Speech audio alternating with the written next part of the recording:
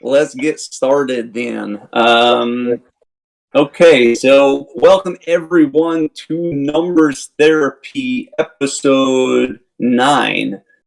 Grieving and grinding is the topic for today. And look, just for context first, the thinking is obviously like with the past week or couple of weeks and crypto sliding down, NFTs of course softening, all that good stuff, is like we're at an inflection point that many of us saw coming or not coming or something in between, but we're here now is the point. So it just felt like a pretty appropriate time to kind of discuss that to some extent, but more importantly, like proactively figure out where we can go now and like best use of our time and making as much money as possible and doing awesome things and all that good stuff. So the first step towards that, everyone's at like a different stage of that. Some people have been building in the background, some people haven't.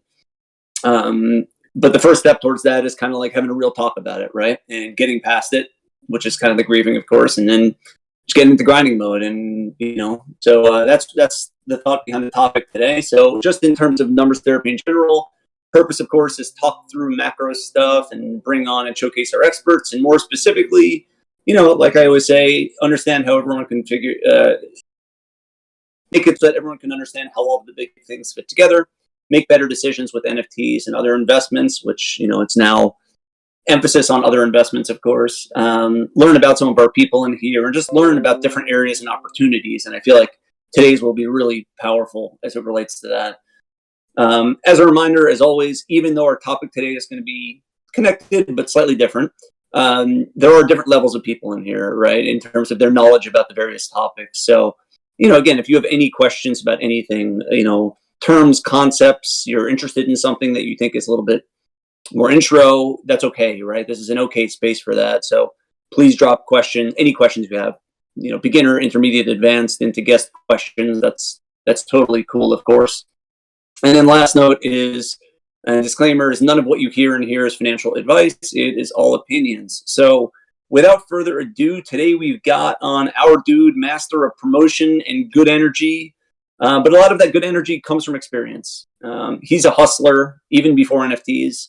And more importantly, as it relates to this conversation, he's a dynamic one who's able to adapt to whatever the game is at hand, regardless. With the timing, I think it's a perfect time to have him on, as I mentioned, because we can have some fun talking about, what it's like being an entrepreneur, staying cool, analyzing market paths, managing time, and everything therein. So he hails, as we know, from north of the border, where he thankfully has not yet successfully burnt down his family's restaurant, which is going to come in handy these days. So welcome, Jinzo. What's going on, Jinzo? Yeah, that was an excellent introduction. Hello, everybody. That was good. I had a chuckle at the part with the not burning down the restaurant. I'm glad I delayed that one. Let me tell you.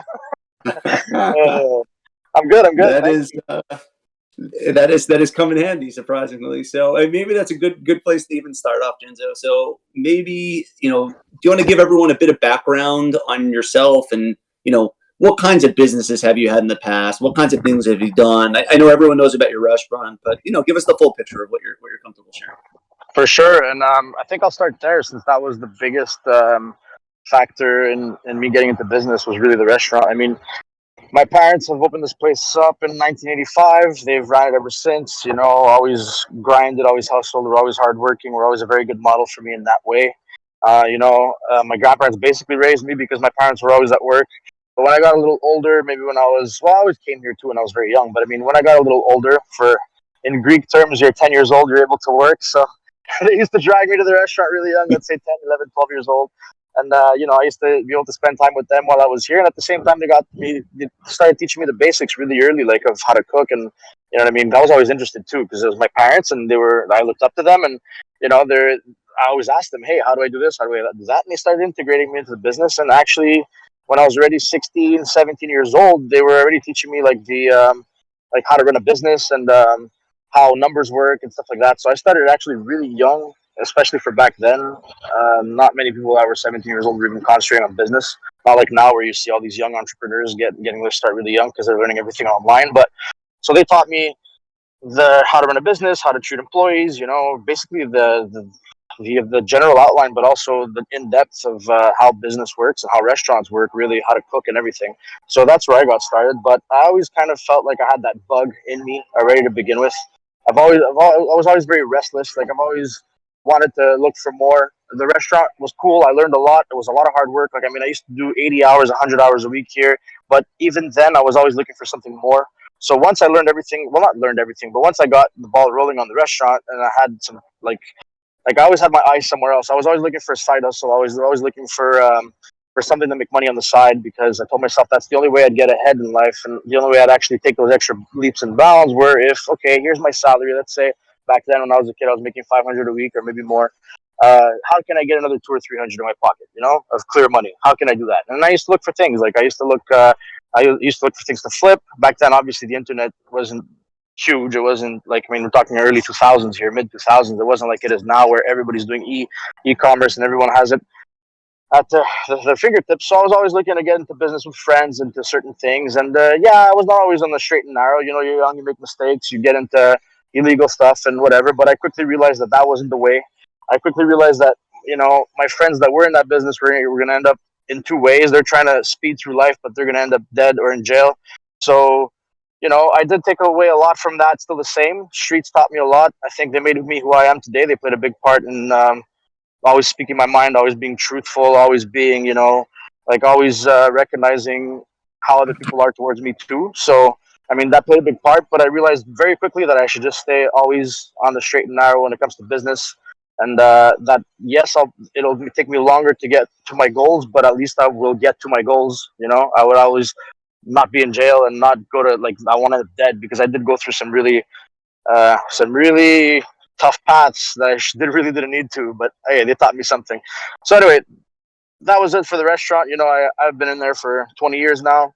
I run it myself basically now. I took it over from my parents when I was really young because my mom got sick with MS, so it gave me the opportunity to kind of step up.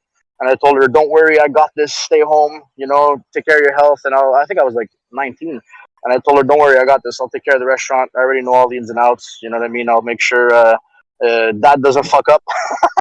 And I kind of took her position, which was more the financial side, and obviously, which was always a hardworking cook and stuff too. She ran the business from the inside, really. But as I was saying earlier, I was always very restless, always looking for something else to do. So I've done pretty much. I've touched everything. I've flipped cars. List it off, Jinzo. List Yeah. off this list so Man, people I'm can gonna hear forget this so list. many, but like I've flipped cars. I've done the most disgusting business I've done was basically I used to go behind restaurants and pick up grease, dirty oil. I got a phone call. I'm gonna have to cancel that. Yeah, I used to pick up. A friend of mine had a business that he would basically pick up dirty oil, and he knew I was a good businessman, so he tried to bring me in. And I was like, sure, let's do it. You know, well, with me next to you, we'll pick up a lot of customers. We'll do we'll grow this into a real business. You know, not just hey, can I pick up your oil on the side type thing? Let's actually make this into a business. So we built a truck and we started just collecting customers. And the way that business worked was basically you sign customers, then you pick up their dirty grease from the back, and we used to sell it to refineries, people that were taking dirty grease and making biodiesel out of it. And we actually made a killing with that. Like it was insane. Like that was a good little pass of money. But that I kind of had a fallout with partners. Partners are sometimes very hard to deal with, so we kind of went their separate ways. Other than that, I also went into. I had a friend that has one of the biggest garages for tires. Like all he does is tire changes. So I'd pick up all his. You know, at the end of a season here in Montreal, like in Canada, we have winter that's really rough, and people absolutely have to put winter tires on. And in the summer, they have their summer tires. Well, every season change, there's a bunch of mismatched sets and stuff that come into the garage. And what we would do was we would pick up the whole lot, whatever the guy had. It would be 800 tires, 1,000 tires sometimes. And let me tell you, that's a lot of tires to sort through. And we used to sort them, make sets with them, and resell them. We used to pick them up $12 a tire and resell them up to almost $100 a tire. So that was tough work, but very profitable too. What else? I mean, Pokemon cards. I started flipping any collectible you could think of. Pokemon cards, Magic the Gathering cards. Um, yeah, like I said, I was very restless. I opened up a store. Nails, and nails. Nails. I Yeah, think. that's what I have now. Actually, yeah, that's right now. My sister, Okay, let's get to that. So that's all the stuff I did. I've touched online e-commerce. I've touched like dirty work. I've touched anything that I knew I could make a profit for with. I would go for it. You know. So my sister approached me again. People know I like to do business and they know I have the mind for it. So they approached me with opportunities. I say yes or I say no. It depends on if I see it works out for me.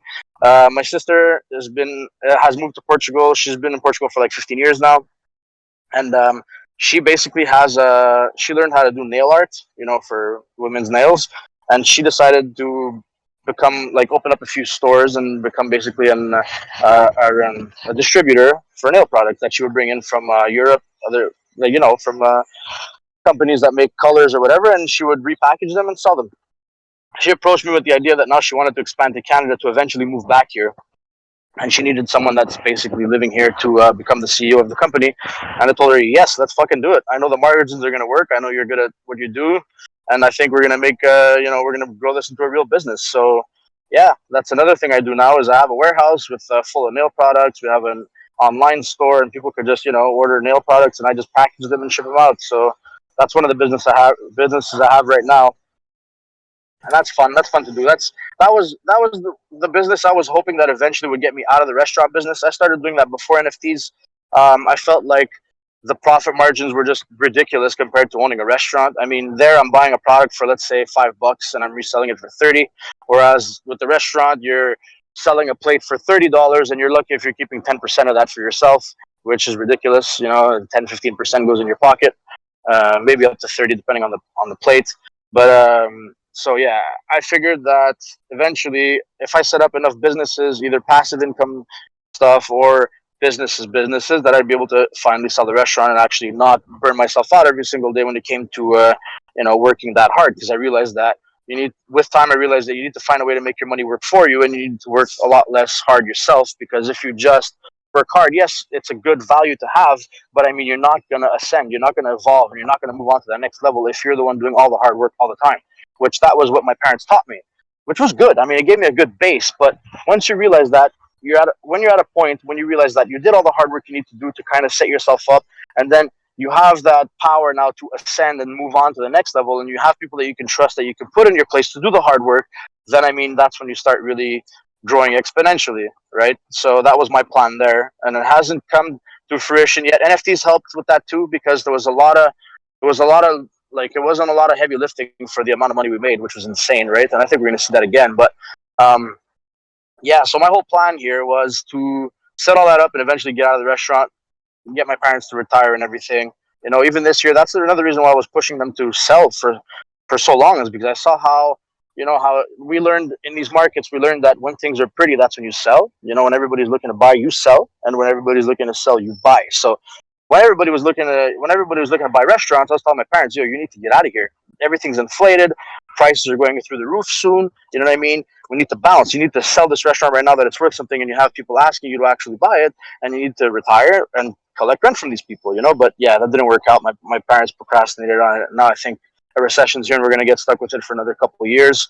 My dad's been toying with the idea of just closing the place. I'm like, yo, that's ridiculous. You can make 150,000 right now, even if you tried to sell it. Why would you even close it? But anyway, that's besides the point. Yeah, Yeah. that's my background. Did a lot. I will do more. Even now, I'm still looking for more all the time. Whatever comes my way, I'll say yes or no to, depending if the margin works out for me, if the timing works, and if it's worth it for me. You know, I'm not looking for another business that's gonna take 60 hours out of my time a week. But if I can get something done, you know, with very little time spent, maybe a little bit more money spent, but less time spent, I'll do it. I'm all for it. Yeah, that makes sense. By the way, in case anybody's like, whoever's listening now, and you're like, just got here or whatever else, you're like, why the fuck are we talking about, kitchen grease or tires or something like that? I mean, look, we're talking about this, right? Because it doesn't matter if it's Web 2 or Web 3, right? The premise is still the same, which is like you're creating a business. Obviously, like there's benefits of Web 3, right? Of like funding and all the other benefits that we know exist, but it doesn't matter, right? Like entrepreneur is entrepreneur, and some people have that background in here, and some people don't. And I think it's valuable for people to hear. So, Jinzo, one thing I want to just touch on a little bit in what you were just saying as well, that I think is going to be important for everybody is, and I think a question many people might have is, how are you coming up with these ideas? I know you touched on it with, like, I think it was your sister, But in general, like, where are these ideas coming about? Or how are they coming about? Is it via you just keeping good relationships with people and they, like you said, know you're a good business person? Is it you proactively identifying problems that exist, and then, like, as a result of that, that there may be something here if, like, the economics and everything is right? Like, how do you think about that? It comes a lot from the mentality of, hey, if that guy can do it, or that woman, if that person can do it, then I could do it too. Like, if they're making so much money with this, that means there's a market for it, and if I figure out how exactly they're doing this, I can do it too. And that's always what I've told myself. Like, I always looked at people that are making a killing in whatever sector it might be. Like, and I was like, man, if this person is doing this, and I know myself, I could probably pass them so easily. Like, I'll just grind it out, and I'll make sure my business, like, passes them. It comes from being competitive, and it comes from noticing that, realizing that when it comes to business, we're all on an even playing field in reality. Like, you just need to know what ins they have and execute the way they do, and find a way to do better than them, and you'll basically have a working business that's just as good or better than that person. So it really comes from that mentality, just knowing that as a human, you know what I mean, you can do anything you want, anything you put your mind to, you can do. And that's the same thing with NFTs, same thing with this group. It's just about putting your mind. It's all about mindset, really. It's all about just setting your mind to the fact that if someone else is doing it, you best believe that you can do it better. I want to, like, touch on one thing there too, Jinzo, which is, like, what I find is there's, like, two mentalities that exist for that, and oftentimes, like, from what I've seen at least, a lot of people fall into the camp where they want to create something that's, like, truly unique and dynamic that exists, right? They're like, I want to create this thing because nobody else has done it out there, and it's going to be unique and all this good thing. And sometimes that's awesome, right? Like, sometimes that can be a totally good thing, but there's also the side that you said too, which is, like, not being scared of the fact that other people are doing it because it's proof of concept, right? It shows that somebody has had success with it. Therefore, if I could just do it better, or if I take some market share, right, and take some share away from them or whatever, like, it's totally doable. So I just wanted to call that out because I think there's a couple different ways that you could approach it. And for anybody who maybe hasn't had a business or is interested in it, like, to not be scared about the idea that people have done it already or there's competition or anything like that. So, Yeah, go I ahead. think you're right. Nah, sorry, man. I was gonna say, I think you're right, and that's what happened with me and NFTs. I was the only person I knew that was even talking about NFTs. Like, I jumped in without anybody else, because what happens is, learning from all those past experiences. You know what I mean? It taught me that, like, okay, there's this thing that I considered when I was growing up, was I always felt like I was one step ahead of everybody in certain things. So I took all those business opportunities and I was learning, and then eventually when I got a little older, I felt like I was, I don't know, sorry, I was one step behind. My bad. And then after a while, I was just like, I was two steps behind. Then after a while, I was one step behind. Then all of a sudden, okay, I was on time to things.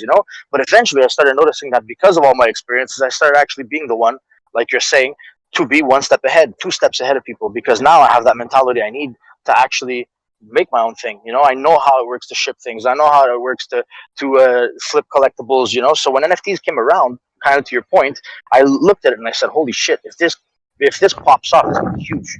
And that's when I started putting a lot of time and effort into that, and knowing that I was very early to something, because you're not always going to be early to stuff, right? Even if you try a million different things, a lot of the time someone else is already doing it. A lot of the times your ideas are going to fail, which is, I guess, it's not bad. You're always learning something, even if you're failing. But not everything is going to pop off like NFTs did. And I got lucky. That was finally the one thing where I was ahead of people, and it worked out magically. But yeah, to your point, there are two mentalities, and it doesn't mean you have to be to one or the other. You could definitely play in both worlds. Yeah.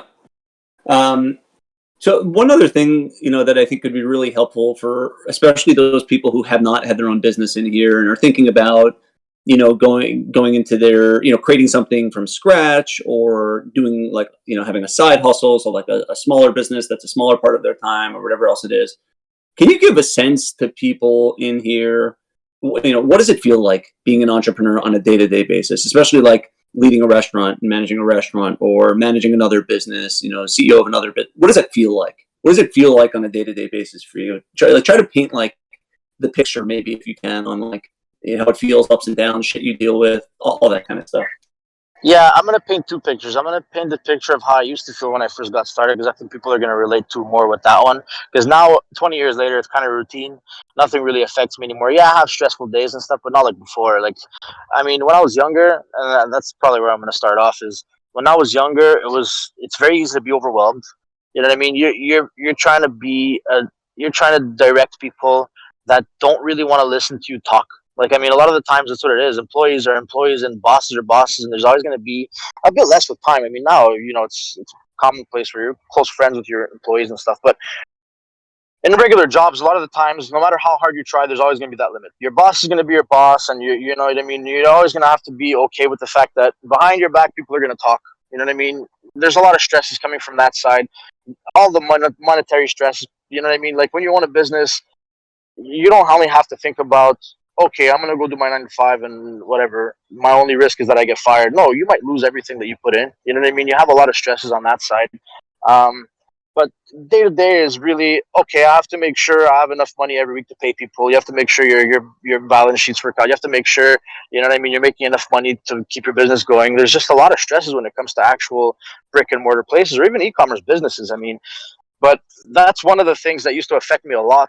I used to care what people thought. I used to care, I used to care a lot about the money that was coming in. I used to care, which I still do. Obviously, that's why we do what we do. But with time, you kind of get numb to it, right? Right, where you tell yourself, man, I sometimes I hear people talk. I'm in the kitchen, I hear, let's say, someone say something to somebody else. I don't care. Like, people talk anyway behind your back. What are you gonna do? You're gonna lose your mind because someone said something? No, man, you're the boss. People are always gonna say something about you. Once you realize all that, you have easy, like, you just have like no stress anymore. You're like, it goes out the window. You have to, as a boss, you have to kind of be, you're kind of, it's weird because you kind of have to take yourself out of the situation and overview everything, right? You can't just be stressing about all the small little things all the time because you're gonna go crazy. So I think with time, when you start getting numb to things, it becomes easier to do business. And making decisions, a lot of people have a hard time making decisions.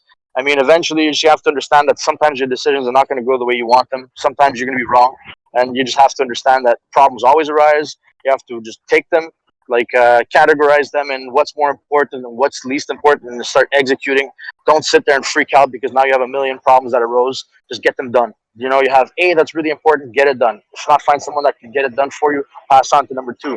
I mean, when you start with that, all comes with experience, right? When you're first starting off, business is overwhelming. I'm sure a lot of people in this chat have tried it or are in business right now, and their first, second year was tough. But once you get rolling and once you start understanding how everything works, then, I mean, it becomes a lot easier for sure. Yeah. So, I mean, that's maybe a pretty good transition, right?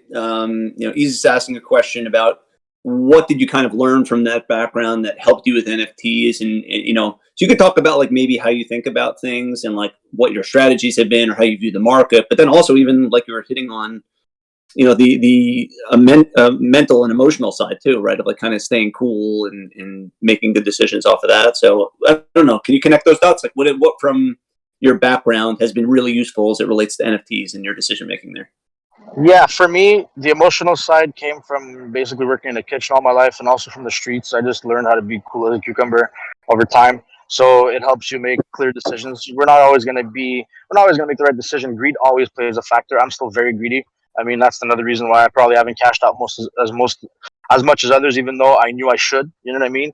But in reality, like, that, the restaurant coupled with street smart kind of made me be cool and make good decisions.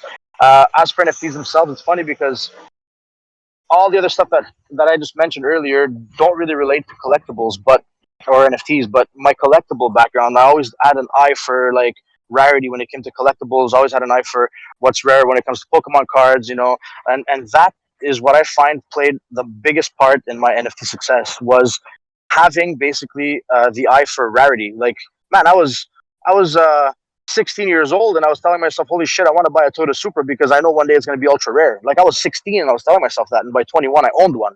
Like, people weren't thinking like that when I was young. My parents thought I was crazy.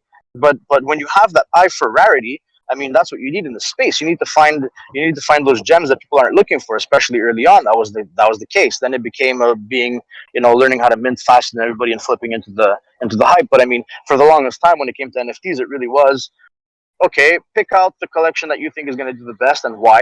You know what I mean? Do the tokenomics work, which is where I'm going with the rarity. Does the supply work? Does the price work? What can you do with this project? And I think more my collectible background and more my eBay selling is what came into play when I started doing NFTs. Kind of like people with their their shoe reselling. You know what I mean? Sneaker kids, and how they had amazing success because of their bots, and also because they know how to flip stuff. You know what I mean? I'm sure sneaker kids don't get attached to NFTs as much as everybody else, just because they're used to getting an inventory and flipping it. So when it comes to Pokemon and Magic the Gathering, when I used to buy cases of it, ripping it apart and selling cards 4x4 on eBay, I mean that's where it taught me to kind of let go of my collectibles, right? Because before I used to hold things for too many years and not sell them. But then when it came to flipping, I learned that, and I started doing with NFTs too. So I think that's the background that kind of helped me more when it came to NFTs. Yeah, that makes sense. If I can add on top, just one other thing that I always feel like you're very, very good at too is you're very good at, like, sussing out BS that exists out there. It feels like, and as a result of that, like risk reward for a certain thing. So, for instance, you always seem to have like a very early sense of whether you think a given project team or founder, or dev is full of BS, right? And therefore, like, it's overpriced. Not always, right? I'm not saying you 100% get it right, but you seem to always be ahead of us. In terms of sussing out that BS a lot, which maybe came from business also. Yeah, that came from business, from having employees, really, because then you kind of have a sense for when people are lying to you and stuff. Like, you're always going to deal with stuff when it comes with to employees, especially if you have multiple of them, and it's a restaurant, right? It's not people that are looking to keep their job a long time. So I realized very quick in life that 99% of the people are just going to lie to you all the time. So when it comes to NFTs, I know people kind of like, and it comes from the streets too, where I dealt with a lot of situations where I couldn't trust everybody around me. And when it comes to NFTs, now I'm coming into this space, right? And I used to see with crypto too, where people are in here to make quick money and leave. They're going to pretend that they're there for good intentions, but most of them are not. They're just looking to fill their bags. And I mean, when's the last time you saw a space come out and all of a sudden people are pulling out one collection and making millions legally? You understand? And then, you know what I mean? So obviously it opens up the door to a lot of this bad these bad actors, and that's why I always had that kind of view also, on NFTs and collections. And I always kept sort of how do you call it, not a doubt, but yeah, I guess a doubt. And I always kept kind of my ear to the ground for people that are trying to scam and stuff. And like, if you're gonna give me two options, like to trust somebody or not to trust somebody in the space, I'm most of the time not gonna trust them, just because of that, just because of things I've learned in the past, and the fact that I know humans and how they are and what they're after, and everybody's greedy. I think it's a good lens, right? I mean, it's obviously like so easy to see in hindsight now, right? For the rest of us, but um, even like moving into the near term and the midterm, right? Like, still kind of defaulting to what you're saying, which is, we're not going to trust them until we see that they're really proven. And even then, right? Like, then you get into, Azuki situations and things like that, right? Where you thought you could trust them, and then, like, so it's just, I think it's a good approach to really take on it. So like right now, of course, like we have a bit of a clusterfuck of a situation with the economy, and then as a result, like NFT crypto markets, and that's being pretty polite. So how do we think about it now? Like, what should we have been doing in hindsight, and more importantly, like, what should we be doing now? What's a good way for everyone to think about that, would you say? So I would say in MVHQ more than anywhere else, we were very lucky. People stressed it nonstop. It doesn't mean we all took that advice. I am guilty of it too. I got stuck in positions that I shouldn't have gotten stuck in.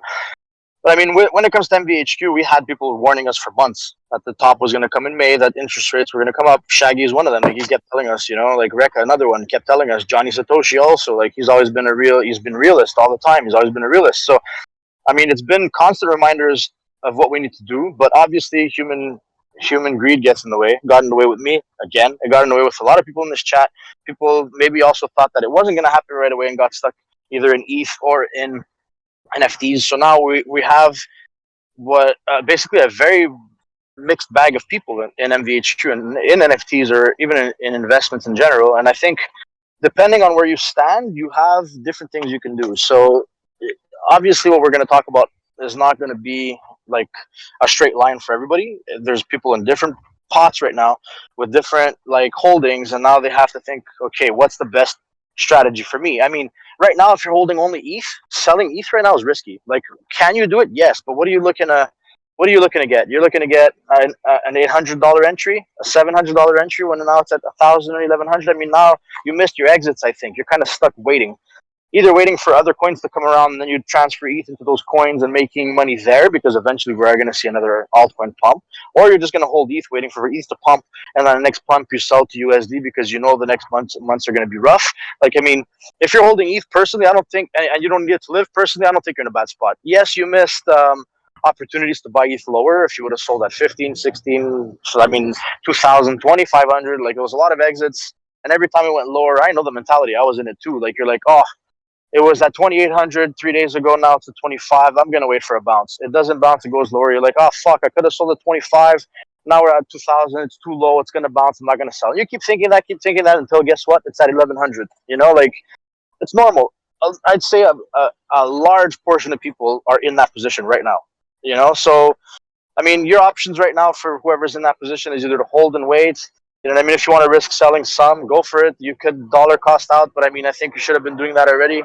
And yeah, and if not, maybe look for entry into NFTs that you've been eyeing for a long time. I think they're going to keep crashing for a little while, and ETH to NFTs is probably a good place to be putting it. Like, maybe depending on where we go with volume and stuff. But I mean, if they keep crashing, we saw it with the other bear markets for NFTs where there was a lot of good entries, and then what was the easiest way you can double your money was throwing ETH into NFTs and waiting for them to pump a bit. So there might be entries there too. If you're holding just NFTs, well, you want to expand on that, or you want to just jump into the next? No, keep going, Jinzo. Yeah, cool. Do you agree with that though, or? I agree with you. I think like trying to get lows or highs exactly correct is a really tough challenge, right? I'm certainly not good enough, you know, of like a technical analyst or something to get that right. So like you look at it from like a pulled out standpoint, and you're like, you know, I don't know, $1,000 ETH or $1,100 ETH, that sounds pretty good, right? Yeah, as long as you still believe in it. So I think I have a similar thought process as you. I think.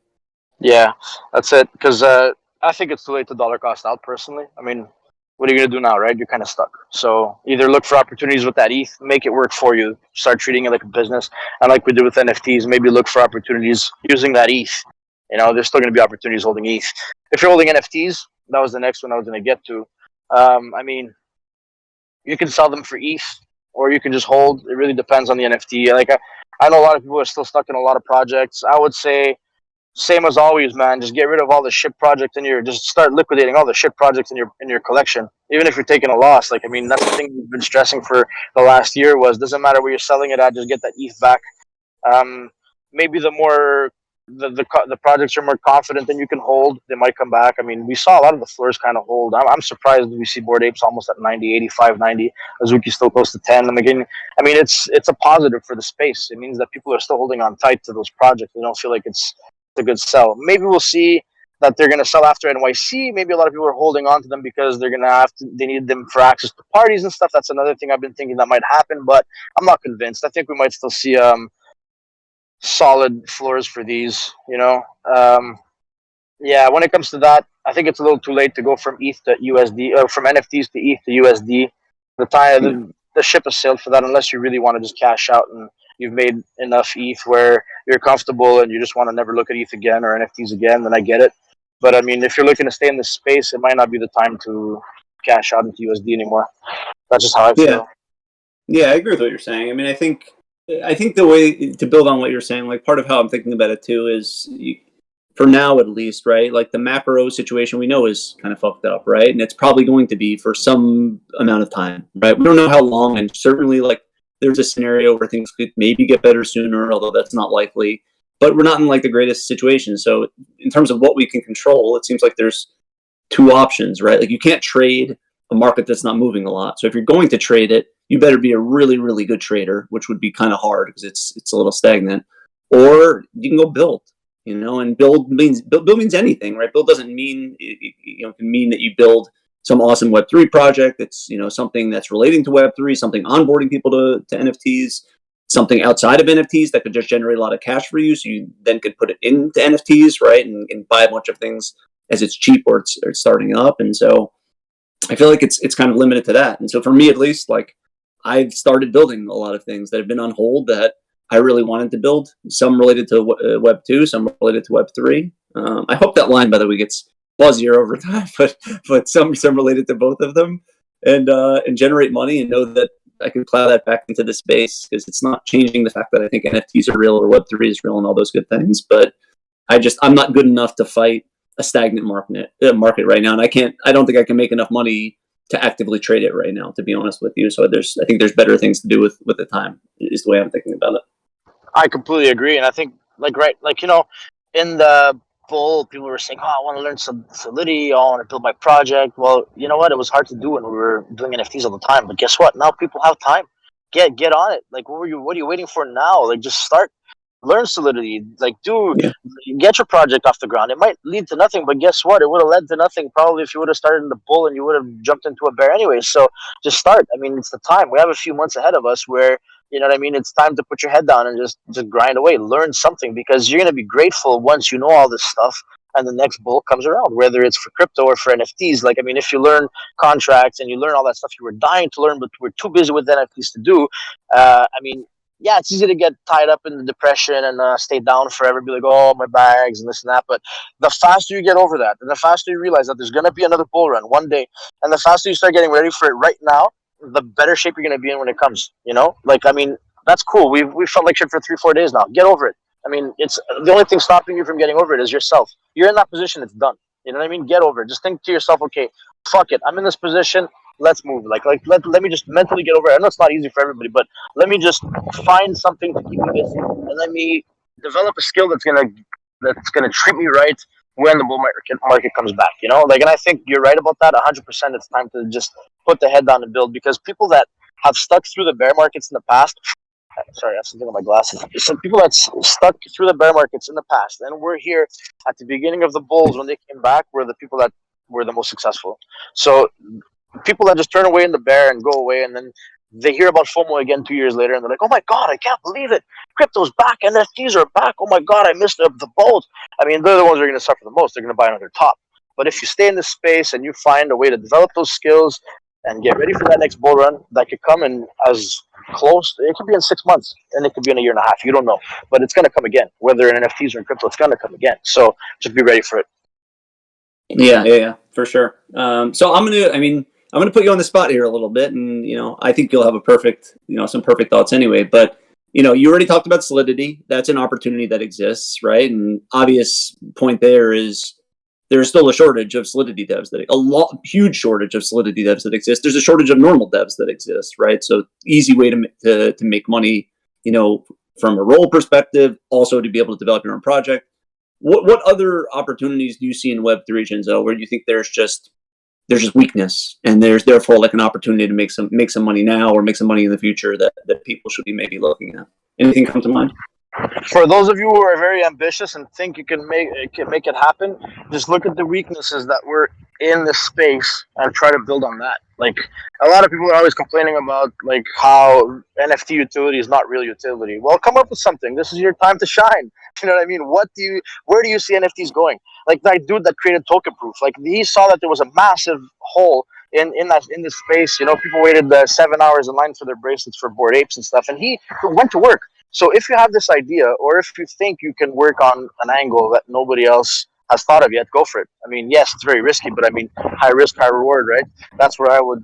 That's not for everybody, but I mean, for those builders out there that are looking to do something special, here's your chance. Get to it. I just want to throw like one other approach that people in here could take, or anybody could take too. If you're really, thinking about this conversation and you're thinking you want to do something, you kind of started to get that motivation, but you're like, I don't have Jinzo brain. I don't know if I can identify things as well. There's like two other ways you could very easily go about coming to a good conclusion, or at least figuring out options, right? Like, one is go into the discords that you're in right now and go speak with like the leaders, founders of those discords, and ask them what their problems are, right? And go build around the problems that they have, and maybe even have an initial customer with feedback to solve their problems. And of course, the other way is, we have 1,500 of us or whatever in here. Like, go take a poll from people in there in terms of what issues they're seeing, what they think are real problems, things like that, and get feedback from other people as well, right? And use that as like your mini kind of focus group kind of a thing. So even if you don't have the ideas, that can maybe start to plan some ideas in your head as options, and then you can start to figure out what you might be interested in attacking and really kind of break it down. So That's an So, excellent point. I like that because right now people are less busy than they were, so it'll take time to maybe answer you. You know what I mean? And you'll be able to, and a little bit to your point too, where you're saying not everybody is able, not everybody has our brain, everybody thinks differently. Yes, but maybe now that people are less busy, you can find those people that you need that have a similar vision to you or are looking to do something that maybe have those abilities that you don't have. Maybe you can go out and find those people and kind of build a solid team right now. You know what I mean? That are people that are looking to build for free because obviously nobody's going to make money for the next few months building. But like, I mean, maybe people out there have that idea you have, or maybe not the same idea, but are have the abilities that you don't have, and you're able to kind of bring them in and form a good team to make something happen. yeah, I mean, look, everybody's in, not identical, but similar space right now, right? NFT market's cooled, and some chunk of people want to go build some shit, and in here, everyone knows more about this space than almost anywhere, right? So, like, what kind of a better breeding ground in theory could we have? So Jinzo, what do you think? What is your prediction? Like, where do you think NFTs are headed to? What do you think? When do you think we might see activity? What do you think we'll kind of see as the space evolves? Like, what are the thoughts that you have on your mind? I think we're going to go back into. It's hard to say because it's the first time we see this type of bear market. Because usually, what would happen is, you know what I mean, NFTs would stay dead, crypto will start moving again, and then that money would come back into crypto. When crypto goes sideways, it'll come back into NFTs. We might get this other thing that happens where ETH just goes sideways from here, and then NFTs start moving pretty quickly. Because a lot of people are gonna get bored. A lot of people are gonna want to spend money, and a lot of people are gonna be holding ETH and be like, "Fuck, I can't do anything with this ETH anyway. Maybe I should buy that Bored Ape I was always eyeing. Maybe I should buy the Nizuki that I was always eyeing." So, like, it's hard to gauge what's gonna happen, but there's this possibility that NFTs start moving before crypto moves, just like we've seen, kind of like when crypto basically hasn't. People haven't realized it in the space, but crypto's been in a bear market since freaking September, since November, December. Just we haven't realized it because we've been so busy making money with NFTs, and we thought that everything was rosy because NFTs were nice. But now crypto's been in. Go look at the charts. Crypto's been in a bear market since December. Yeah, you're totally right. Easy to say in hindsight, right? That it was trickling down. It didn't feel like it at times, but you're totally right with what you're saying. Yeah. I mean, it didn't feel like it to us because, like I said, we were so concentrated and so distracted by NFTs. But I mean, in the outside world, maybe the crypto people already knew that, but we were so caught up in making all that ETH that we didn't zoom out and check the charts for ETH and for crypto. But I can't think of one coin that's outpaced last year's trajectory. I can't think of one like there hasn't been many. You know what I mean? That have done good compared to what last year gave them. So, yeah. I think the one other thing that I would say too is, like, I really do believe that some chunk of these projects will be solid. Like, we don't know if it's going to be 3 months before the markets start moving again beyond NFTs, but NFTs also 6 months, 12 months. We do know that people and consumer credit and money is like a little bit tapped out right now, right? So that's part of the challenge that exists. That's why some people are cashing out and otherwise. But again, we don't know if it's going to like recatalyze and people are going to feel like they have the money and the interest and the excitement, and markets are going to start to move 3 months, 6 months, 12 months. But I do think several of these projects are no joke. And I think one way to maybe consider it from like an increased, one way to put some increased focus on like which projects might be real or not is during this lull time, two things, right? Like, one, try to get a better sense of how much cash they have on their books at this point, right? And I think this goes more for like traditional projects, right? All the projects that we're investing in. But what's their financial situation look like? Do they have enough cash, much like a startup, to be able to withstand this time and continue to building for the rise up? In which case, if you get those projects right, those projects are going to be epic because they're going to be super historical over time, right? So that's going to really return a lot to you if you get those ones right. And then, of course, the other obvious one is, are they still communicating? Like, are they still on Twitter that are, messaging and like actually have activity, or are they just completely dead during this time? And I think those two are like two very big indicators of what may last. And so, in my case, I still am holding some things that I think will last, and I don't know whether that'll be right or not, but I'm at least using those as possible lenses. So, one more. Oh wait, I think it looks like Bored Robot has a question. Then we'll get to our last question as well. So, which projects are you bullish on in the next year that others may not know about? Anything come to mind, Jinzo? Of anything that you like that you think is a bit under the radar? I don't know. I would stick to the 10 KTF because they keep doing their thing, and it keeps just. I don't know. I just have a good feeling for that ecosystem. I feel like they're not done with what they're doing. Um, the Bored Ape ecosystem, I think they're going to keep developing. They have money to last for a long time, and they have like, you know what I mean. I think they're going to be the front and center for a while still. Other than that, I don't really know. We were talking about CryptoPunks yesterday and how they're looking. They're starting to look juicy. I know that they're not really a company that, they're not going to do anything themselves. As in, like, Larva Labs is not going to. I mean, not Larva Labs, but Yuga Labs is not going to push it themselves. But I think that might be a good buy soon, just because of the historical value of it. When NFTs start pumping again, that might be a good entry.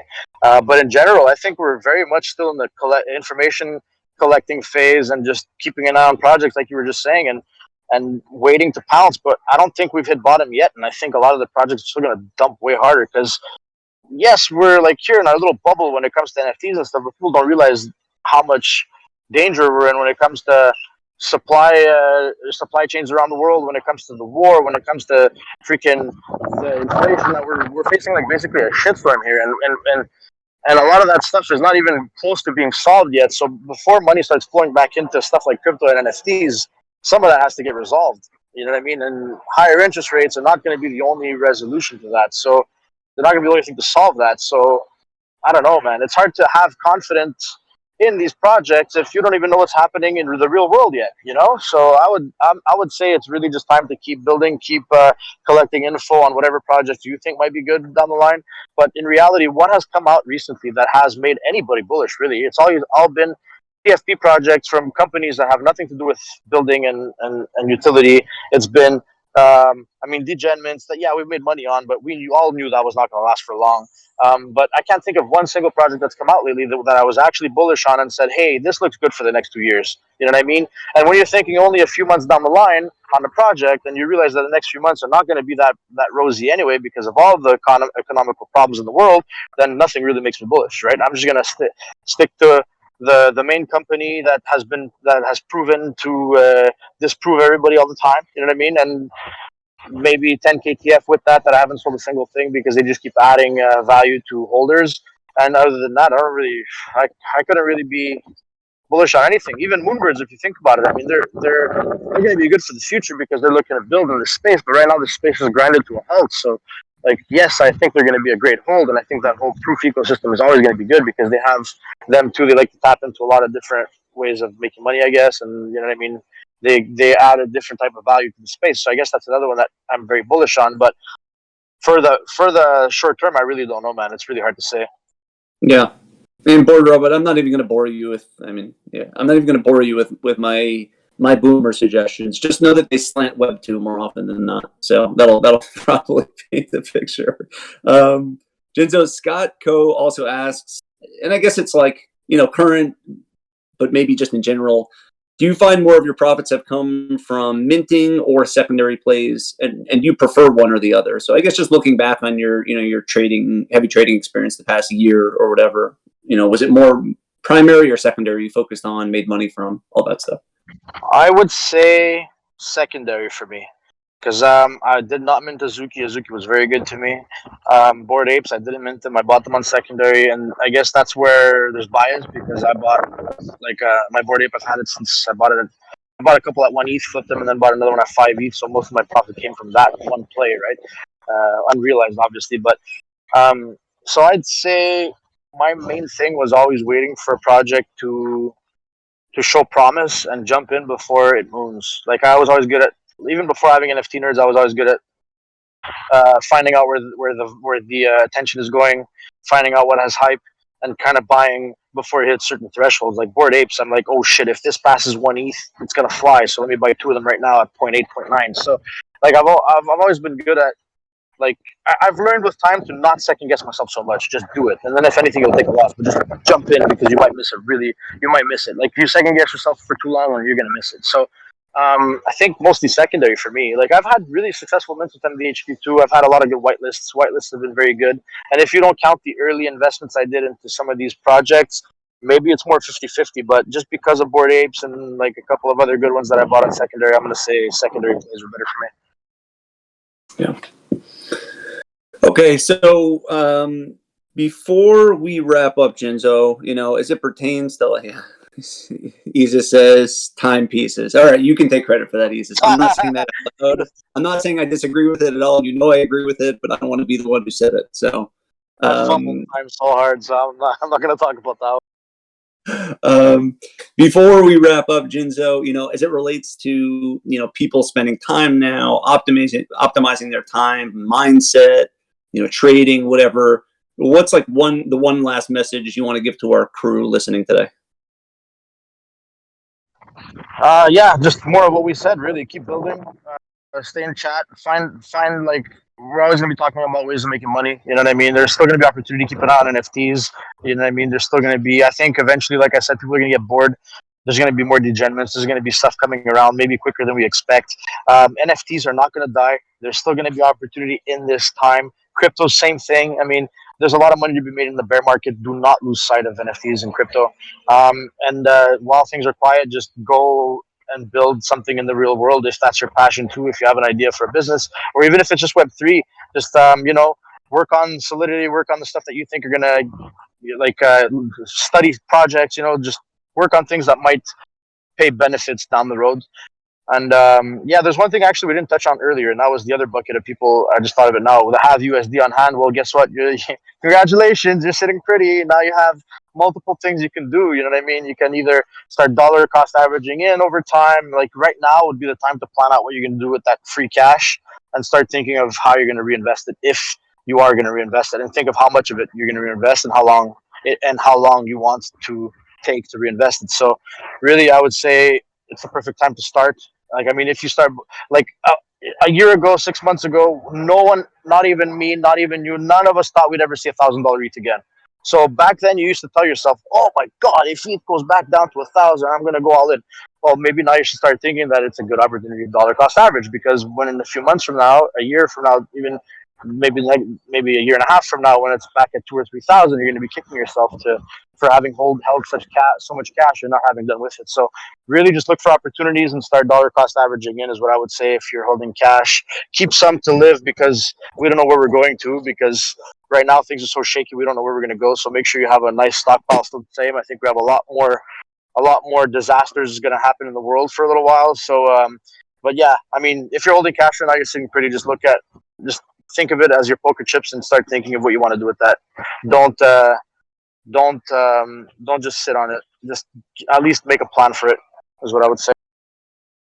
That's awesome. Yeah, that's awesome, Jinzo. Thanks for that. And I guess the one other thing I would say in here, just as a suggestion to anybody, is that if you ever want to get a really good pulse on what's happening with inflation, what's happening with consumer spending, all that good stuff, the Jinzo Cabbage Index, meaning what he's seeing at the restaurant, is always a good one to test. It's only one data point, so it probably in itself is not good enough. You probably should ask others too, but it's always a good one to ask him what he's seeing on his side. 100%, you're laughing, but it's true. Like, I've said this in chat often, but the first people to always notice what's coming are the restaurant owners, because what are people going to tighten up first? It's the food. Like, I noticed I was saying this 4 weeks ago, we were about to go into a harder crash, just because I saw my business drop off from one day to the next. People just started tightening up, not ordering food as much. And I mean, I went from a very busy month to a very dead month in a month that usually is never dead. So I was even warning people in chat that hard times were coming, and look, here we are now a month later, and we're in very, very tough spots. So definitely, man, keep your ear on the ground for things like that. Just people sure. that are working. Yeah. And actually, I had one more thing. I forgot what I wanted to touch on, but it doesn't really matter. Worst case is we're not going anywhere afterwards if you do think about it, but being able to carve out this time, Jinzo, talk about all the good things you've done. Sorry to cut you off, bro. My bad. I do remember. Yeah. Housing market. We didn't talk about that. Real estate.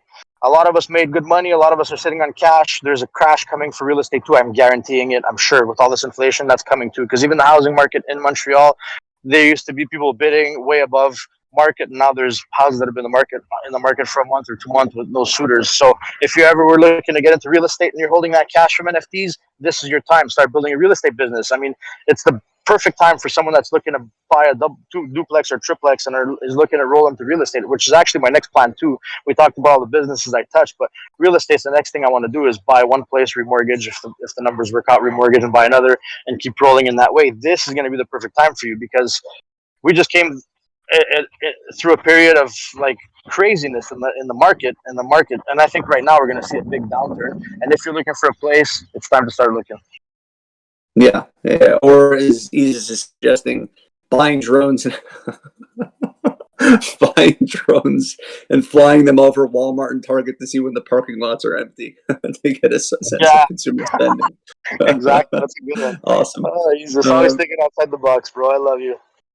Jinzo is awesome, man. Thank you for taking the time out to specifically talk about, all the weird shit that you've done and how you're thinking about it and everything. I love hearing about it, and hopefully everybody else found it to be really valuable in, regardless of what your next thing is that you're going to do. So thanks again. Really, really appreciate it. Always a pleasure talking to the fam. I'll be in VC. You guys can ask me all the questions you want. My DMs are always open. You know that. Don't be shy. Don't be a stranger. You know what I mean? If you have more questions and want to dig deeper into more personal stuff or even about anything I talked about today, just go ahead. I've always said I'm an open book. You guys know I'm always cracking jokes and talking about the most random shit. So yeah, don't be a stranger, and please don't don't hesitate. I'm always here for you. Awesome.